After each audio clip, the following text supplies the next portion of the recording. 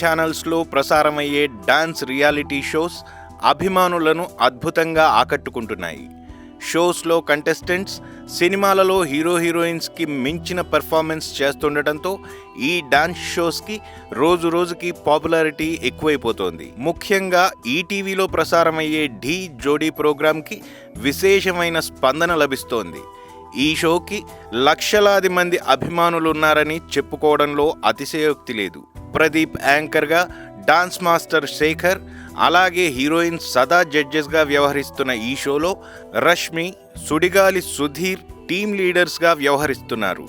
ఇందులో కంటెస్టెంట్స్ ఎప్పటికప్పుడు కొత్త కొత్త పెర్ఫార్మెన్సెస్తో, వారి ఎక్స్ప్రెషన్స్తో అభిమానులను ఆకట్టుకుంటున్నారు. అలాగే షోలో రష్మి, సుధీర్, ప్రదీప్ చేసే కామెడీ కూడా ప్రేక్షకులను అలరిస్తోంది.